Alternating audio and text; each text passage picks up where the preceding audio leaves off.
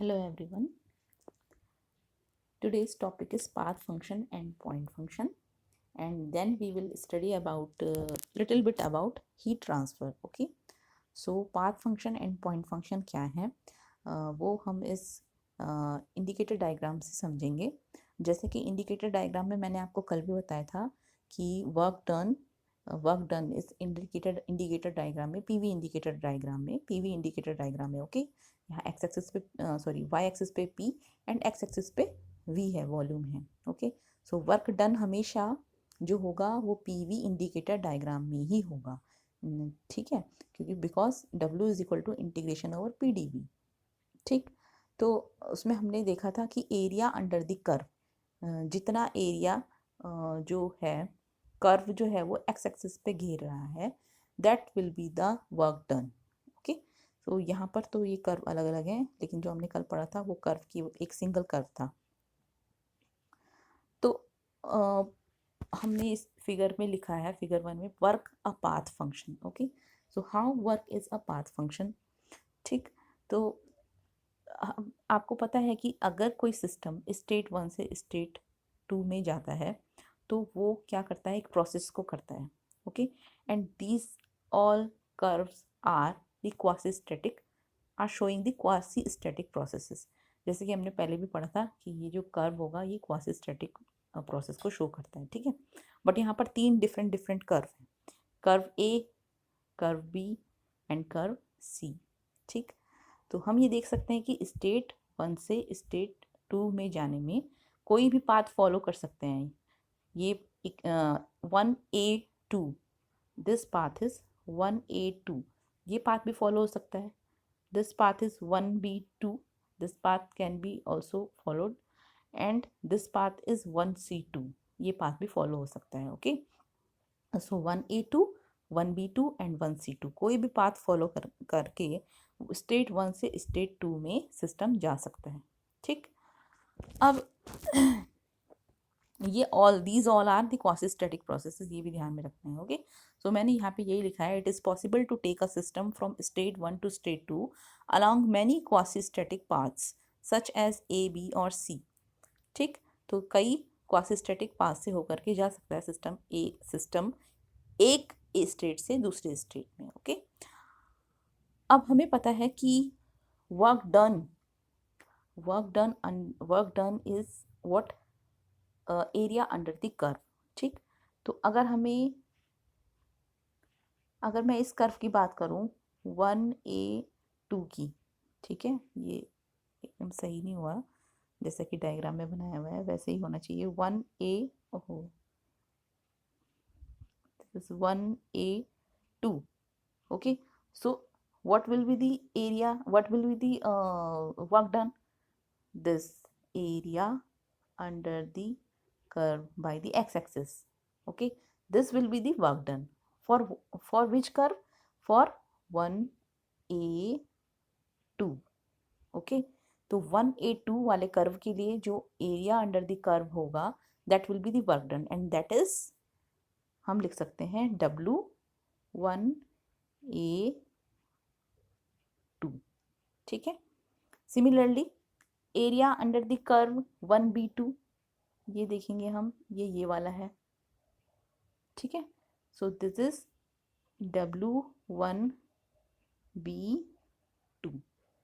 ठीक है, ये डैश है, ये पॉइंट से लग रहे हैं, ये डैश है। ठीक है, अब area under the curve 1C2, that will be W1C2। ठीक है, और वो एरिया कौन सा होगा, ये जो इस वाले कर्व से आच्छादित जो एरिया होगा, दिस एक्स एक्सिस पे।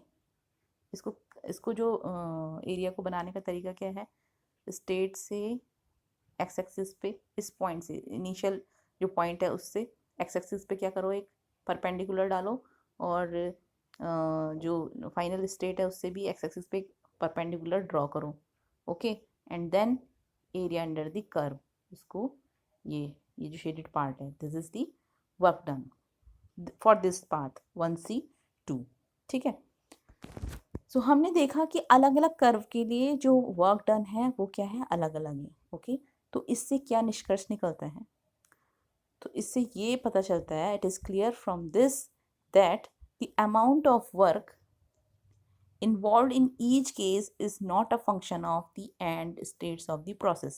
It depends on the path of the system follows in going from one state to another. ठीक है, इसका मतलब ये है कि ये जो है इस पर डिपेंड नहीं कर रहा है कि इनिशियल एंड फाइनल पॉइंट्स तो दोनों के लिए क्या है, तीनों कर्व के लिए क्या है, सेम है। ठीक है, ये इस कर्व के लिए भी क्या है, इनिशियल पॉइंट 1 है इस वाले कर्व के लिए। ठीक है, और फाइनल पॉइंट क्या है, 2 है। इस वाले कर्व के लिए भी देखें तो इनिशियल पॉइंट 1 है, फाइनल पॉइंट 2 है। इसके लिए भी देखें तो इनिशियल पॉइंट और फाइनल पॉइंट कॉमन है तीनों के लिए, but area under the curve जो है तीनों का अलग अलग है। ओके, सो इसका मतलब ये है कि जो वर्क है वो इस इन पॉइंट्स पे डिपेंड ना करके वो किस पे कर रहा है, डिपेंड पाथ पे, whether this is the path और दिस पाथ और दिस पाथ। ठीक है, सो वर्क जो है वो that is the path function, not the point function. Work is a path function, always remember work is a path function. Okay, that is why work is called a path function. And ये जो मैंने लिखा है यहाँ पर ये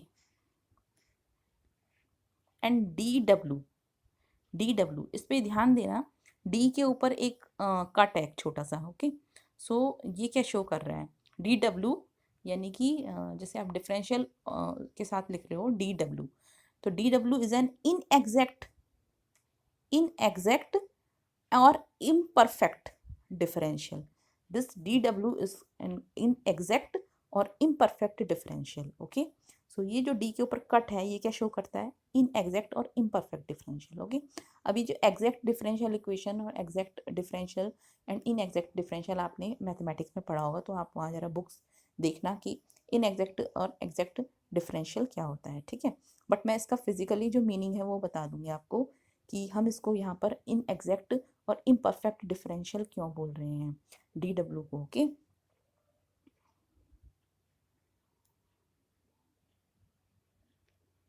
सो यहाँ पर जो इनएग्जैक्ट और इम्परफेक्ट हम इसलिए बोल रहे हैं इसको बिकॉज ये जो डब्ल्यू है, W is a path function, W is a path function, इसलिए यहाँ पर ये क्या है, इनएग्जैक्ट और इम्परफेक्ट डिफरेंशियल है।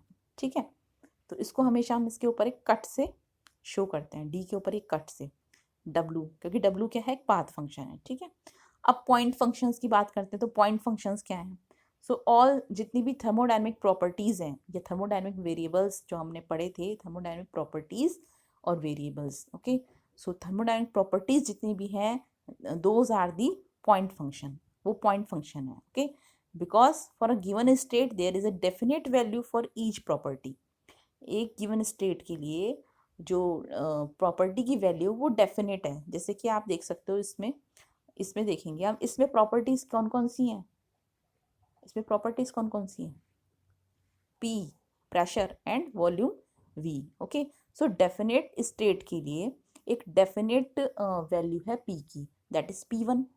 ऐसे ही इस स्टेट के लिए जो वैल्यू है वो क्या है, P2।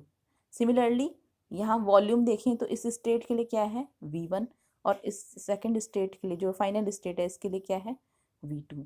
ओके, सो डेफिनेट वैल्यूज़ हैं कुछ प्रॉपर्टीज़ की, इसलिए थर्मोडायनेमिक प्रॉपर्टीज़ जितनी भी होती हैं उनको हम कहते हैं those are the point functions. Okay, now the change in thermodynamic property of a system with change in state is independent of the path, independent of the path। अच्छा, अब ये देखो कि change in state and change in thermodynamic property, state change होने के साथ क्या होगा आपको पता है, थर्मोडायनेमिक प्रॉपर्टी में भी क्या आएगा, चेंज आएगा। जैसे कि कल आपने जो एग्जांपल देखा था वर्क डन, पीडीवी वर्क के लिए मैंने एग्जांपल दिया था, जैसे तो उसमें देखा था कि वॉल्यूम जो है वो एक्सपेंड हो रहा था। ठीक है, वॉल्यूम जो था पहले क्या था, कम था गैस का, और प्रेशर क्या हो रहा है, प्रेशर तो पहले ज़्यादा था, तो प्रेशर रिलीज हुआ और वॉल्यूम एक्सपेंड हुआ, और धीरे धीरे जो फाइनल स्टेट थी वो कुछ इस तरीके की जो मैंने कल आपको बताया था, एक गैस जो एक मूवेबल पिस्टन और बाउंड्री जो है इसकी सिलेंडर की, और इसके अंदर गैस थी, ओके, और यहाँ बहुत सारे वेट्स रखे हुए थे। तो जो फाइनल स्टेट थी, फाइनल स्टेट, उसमें क्या हुआ था, वॉल्यूम का क्या हुआ था, एक्सपेंशन हो गया था, गैस के वॉल्यूम का एक्सपेंशन हो गया था फाइनल स्टेट में, ओके, और प्रेशर क्या हो गया था, कम हो गया था। तो क्या हुआ, चेंज हुआ ना प्रॉपर्टी में, वॉल्यूम में चेंज हुआ, प्रेशर में चेंज हुआ, ठीक है, वॉल्यूम में चेंज हुआ, प्रेशर में चेंज हुआ, ठीक है। तो यही यहाँ पर बात कर रहे हैं कि change in thermodynamic property of a system with change in state, एक स्टेट से दूसरी स्टेट में जाने में जो है थर्मोडायनेमिक प्रॉपर्टीज में क्या हुआ, चेंज हुआ, ठीक है। सो थर्मोडायनेमिक प्रॉपर्टीज में जो चेंज हुआ, those depends only on the initial state and final state, okay, वो जो है इनिशियल स्टेट और फाइनल स्टेट पे ही डिपेंड कर रही है, ठीक है। और पाथ से हमेशा क्या है, वो इंडिपेंडेंट है। ये आप इसमें भी देख सकते हो, इस फिगर में पाथ से जो है ये इंडिपेंडेंट है, ये केवल किस किस पर डिपेंड कर रही है, चेंज इन, अगर हम यहाँ पर चेंज इन प्रेशर निकालें तो क्या होगा, चेंज इन प्रेशर निकालें इस डायग्राम में चेंज इन प्रेशर निकालें तो होगा P2 माइनस P1, ठीक है, ठीक है ना। कितना चेंज आया प्रेशर में, P2 माइनस P1। यहाँ पर वॉल्यूम में कितना चेंज आया, V2 माइनस V1। क्या हम इसके लिए देख रहे हैं कि कौन सा पाथ फॉलो किया, नहीं, हम ये नहीं देख रहे हैं, हम केवल देख रहे हैं initial state and final state. Final state में वैल्यू क्या थी, P2 की, सॉरी P की P2, इनिशियल स्टेट में क्या थी, P1। सो फाइनल स्टेट जैसे इनिशियल स्टेट की वैल्यू जब हमने माइनस की तो P2 माइनस P1 जो टोटल प्रेशर आया, ऐसे ही वॉल्यूम जो कितना चेंज हुआ, V2 माइनस V1, ठीक है। तो चेंज जो आया इसकी प्रॉपर्टी में, वो क्या पाथ पे डिपेंड नहीं कर रहा, वो केवल किस पे डिपेंड कर रहा है, initial state and final state. So that's why these properties are the point functions, these properties are the point functions, okay। दूसरी इसमें नोट करने वाली बात क्या है कि the differential of point functions are exact और perfect differentials, these are exact and perfect differentials. तो इसको हम जब शो कर रहे हैं तो इसको हम रिप्रेजेंट डी के ऊपर कट नहीं लगाएंगे, ओके। जैसे कि क्योंकि मैंने बताया कि जो पॉइंट फंक्शंस होते हैं वो क्या प्रॉपर्टीज होती है, तो डी वी हम वॉल्यूम में देख रहे हैं तो डी वी, ओके, डी के ऊपर कोई कट नहीं है, तो D V is equal to change in volume हम कैसे ले सकते हैं, V2 minus V1, okay, from V1 to V2, तो V2 minus V1। While work done हमें पता है कि वर्क डन को हम W2 माइनस W1 नहीं लिख सकते, क्योंकि ये इनिशियल स्टेट और फाइनल स्टेट पे डिपेंड नहीं करता, ये किस पे डिपेंड करता है, किस पे डिपेंड करता है, पाथ पे, ओके। तो हम इसको ऐसे नहीं लिख सकते हैं, ऐसे नहीं लिख सकते हैं, हम इसको इस तरीके से लिख सकते हैं, डी के ऊपर कट है, okay, DW is equal to W12 और 1W2, इस तरीके से लिख सकते हैं, ओके। तो ये इसको क्या, ये जो ये 1 2 इसके सफिक्स में है या 1 2 यहाँ है, ये क्या शो कर रहा है, path, okay, path of the process.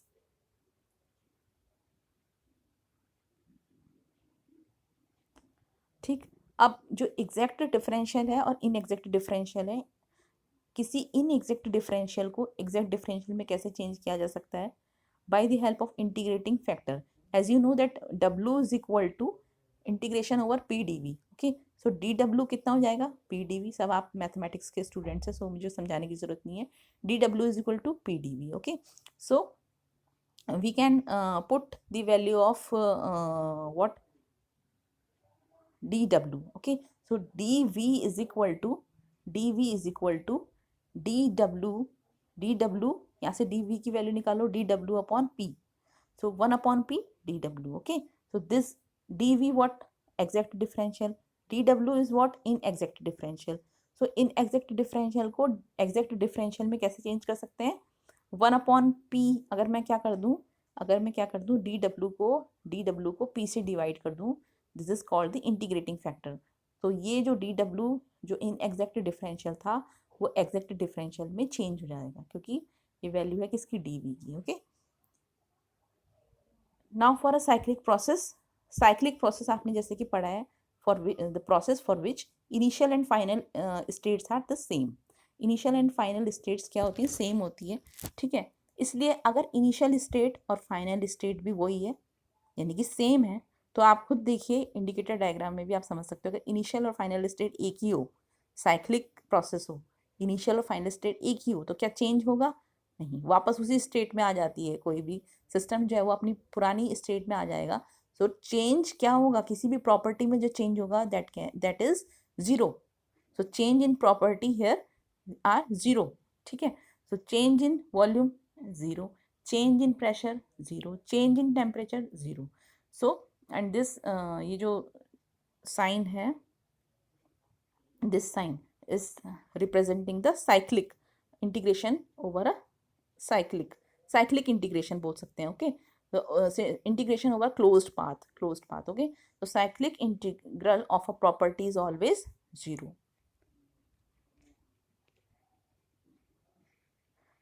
Now there are different quasi-static processes and PDV work for them are shown here.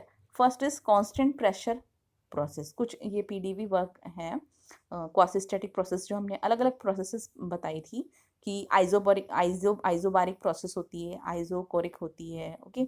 So आइजोबारिक process या आइजोपेस्टिक प्रोसेस भी कहते हैं इसे। आइजोबारिक यानी जहाँ पर जो प्रेशर होता है वो क्या होता है? कांस्टेंट होता है, ओके। तो कांस्टेंट प्रेशर प्रोसेस भी हम इसको कह सकते हैं। तो कांस्टेंट प्रेशर प्रोसेस को पीवी इंडिकेटर डायग्राम में अगर आप शो करते हो, सो पीवी इंडिकेटर डायग्राम में आप देखो कांस्टेंट प्रेशर की बात हो रही है। अगर वॉल्यूम में चेंज है बट प्रेशर इज कांस्टेंट। यहाँ इस अगर मैं इसमें बात करूँ V1 की, V1 वैल्यू पे जब वॉल्यूम V1 था, दिस वॉल्यूम V1 था तो P की वैल्यू ये थी, ओके। जब वॉल्यूम यहाँ पर है तो P की वैल्यू ये है। वॉल्यूम ये वाला है, अगर वॉल्यूम की वैल्यू ये है तो P की वैल्यू यही है। वॉल्यूम की वैल्यू ये है ये, तो P की वैल्यू ये है। वॉल्यूम की वैल्यू ये है, P की वैल्यू ये है। वॉल्यूम की वैल्यू ये है V2, तो P की वैल्यू ये है। यानी कि प्रत्येक वॉल्यूम की वैल्यू के लिए, यानी कि वॉल्यूम की वैल्यू तो चेंज हो रही है बट P की वैल्यू सेम है, okay. So P is constant here, जबकि V में चेंज हो रहा है। तो उसके लिए हम लिख सकते हैं W12 is equal to V1 integration over V1 V2 PdV, okay. So PdV, so किस में चेंज है? DV में चेंज है, ओके। V में चेंज है, सॉरी। तो V में चेंज यानी कि DV को हम लिख सकते हैं क्या? V2 माइनस V1, या फिर इसे इंटीग्रेट करके आप इसकी लिमिट्स रख सकते हो। सो P V2 minus V1 W12, ठीक है। Next is constant volume process. So constant volume process क्या हुआ? यहाँ ये V है, ओके। ये V है आपका एक्स एक्सिस पे, इधर भी V है एक्स एक्सिस पे, इसको सही कर लेना। तो ये कांस्टेंट वॉल्यूम प्रोसेस, तो वॉल्यूम इज कांस्टेंट, ओके। सो आप ये देख सकते हो P2 या P1 से हम स्टार्ट करते हैं, इनिशियल स्टेट से फाइनल स्टेट में। सो P1 की ये वैल्यू के लिए V की वैल्यू ये है, इस वैल्यू के लिए भी V की वैल्यू ये है, इस वैल्यू के लिए भी V की वैल्यू यही है, P2 की वैल्यू के लिए भी V की वैल्यू, यानी कि V तो कांस्टेंट है but P pressure is changing, okay. So constant volume is constant. So isochoric process, this is isochoric process, और आइजोमेट्रिक और आइजोवॉल्यूमेट्रिक भी बताया था मैंने। तो दिस इज आइजोकोरिक प्रोसेस। तो आइजोकोरिक प्रोसेस के लिए जो वर्क डन होगा W12, ये ध्यान रखना हमेशा क्या होगा? जीरो होता है। क्यों? क्योंकि वॉल्यूम इज कांस्टेंट। जब कांस्टेंट वॉल्यूम है यानी कि वॉल्यूम में कोई चेंज नहीं है, तो DV क्या होगा? Zero. So W12 is equal to zero, ठीक है। तो कांस्टेंट वॉल्यूम प्रोसेस के लिए जो है वर्क डन क्या होता है? जीरो होता है। नेक्स्ट है process in which PV is equal to constant C is constant here, okay. So अगर P और V का प्रोडक्ट जो है कांस्टेंट है, सपोज इस डायग्राम में देखिए, ये जो है क्वासिस्टैटिक प्रोसेस है। क्वासिस्टैटिक प्रोसेस में मैंने कहा था कोई भी इंटरमीडिएट स्टेट ले लेंगे वो हमेशा इक्विलिब्रियम स्टेट होगी, ओके। सो मैं अगर इस पॉइंट की बात करूँ, इस पॉइंट P1 की और ये V1, तो P1 V1 का प्रोडक्ट क्या होगा? कांस्टेंट होगा। ऐसे ही मैं इसकी और इस वाली वैल्यू की बात करूँ तो इन दोनों का प्रोडक्ट भी क्या होगा? कांस्टेंट होगा, ओके। सो ये जो है P2 V2, इन दोनों का प्रोडक्ट भी क्या होगा? कांस्टेंट होगा, ठीक है। सो यहाँ बात करते हैं वर्क डन की। So work done W12 is equal to integration over PdV V1 to V2। Since अब हम PV को हम क्योंकि कांस्टेंट है तो हम PV की जगह पे हम लिख सकते हैं PV is equal to P1 V1 is equal to constant. तो यहाँ से P की वैल्यू निकल आएगी P1 V1 divide by V। सो ये वैल्यू यहाँ पुट कर दीजिए आप, कहाँ? इस वाली इक्वेशन में।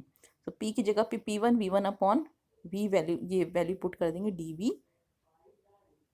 ओके। और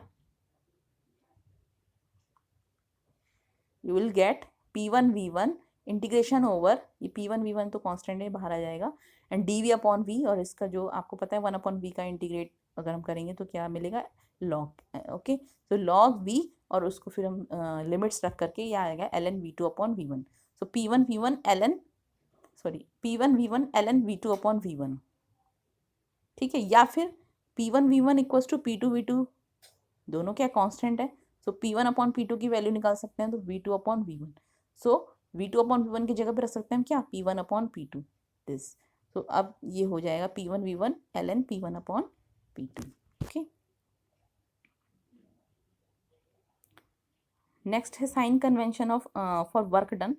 साइन कन्वेंशन क्या है कि मतलब हम वर्क डन की डायरेक्शन को देख करके हम ये इसकी जो है साइन को भी वो करते हैं, ठीक है। साइन कन्वेंशन भी मानते हैं, इसका आगे यूज होगा, ओके। तो साइन कन्वेंशन क्या है, अगर जो है when work is done by a system then it is arbitrarily taken to be positive. अगर क्या होगा, work done by the system, by a system, ये ध्यान रखना, by a system. If work is done by a system then work is taken to be positive, okay, so W is positive. And if work done on a system, work is done on a system, okay, then it is taken to be negative। तो ये दोनों हमेशा ध्यान में रखना है कि work को हम कब पॉजिटिव और W को हम कब पॉजिटिव लेंगे, कब नेगेटिव, ठीक है। Next is heat transfer.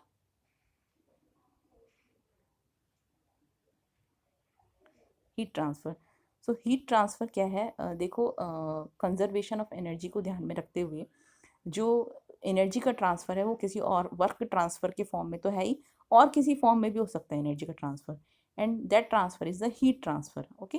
तो सिस्टम और सराउंडिंग्स के बीच में जो ट्रांसफ़र है वो वर्क ट्रांसफ़र के अलावा और क्या हो सकता है, हीट ट्रांसफ़र भी हो सकता है।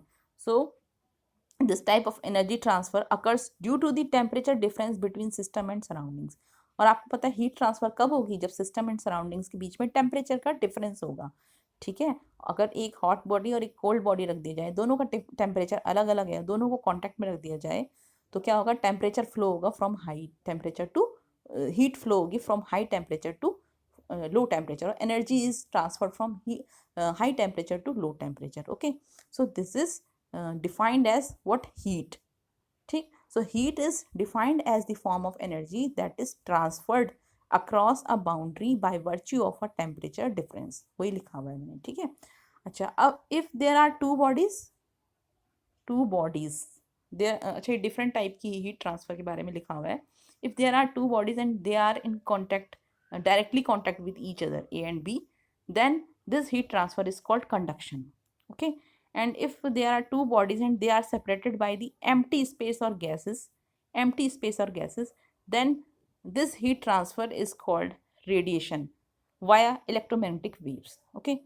And if there is a wall and there is a fluid system, then the transfer of heat is called convection between these two bodies, then the heat transfer is called convection, okay। Next is the direction of heat. जैसे कि अभी हमने sign convention देखा work done के लिए, वैसे ही heat के लिए भी, हीट को हम क्यू से रिप्रेजेंट करते हैं, ओके। वैसे ही क्यू के हीट के लिए भी क्या है, साइन कन्वेंशन है, ओके। तो यहाँ पर बिल्कुल अपोजिट है। अच्छा, direction of heat is from high temperature system to low temperature system, ये आप सबको पता है, ठीक है। सो हीट के लिए जो कन्वेंशन है, याद रखना, हमेशा अपोजिट होगा वर्क डन का, ठीक है। तो यहाँ देखिए, if heat flow into a system, heat flow into a system, then Q is positive, and if heat flow out of a system then Q is negative, okay। अगर heat flow कर रही है सिस्टम की तरफ, system की और system की तरफ या सिस्टम में, then Q is always positive, okay, and Q is always negative if heat flow out of a system, system से बाहर जा रही है अगर heat, so that Q is negative, okay। So कल फिर हम इसके बारे में और पढ़ेंगे। हीट को भी हम क्या जो कि डी क्यू है वो भी क्या है, जो हीट है, हीट ट्रांसफ़र है, क्या वो एक एग्जैक्ट डिफरेंशियल है या इनएग्जैक्ट डिफरेंशियल है। ओके, तो ये हम फिर आगे पढ़ेंगे। और ट्रांसफ़र ऑफ हीट थोड़ा सा रह गया बस। ओके, तो ठीक है, आज के लिए इतना ही।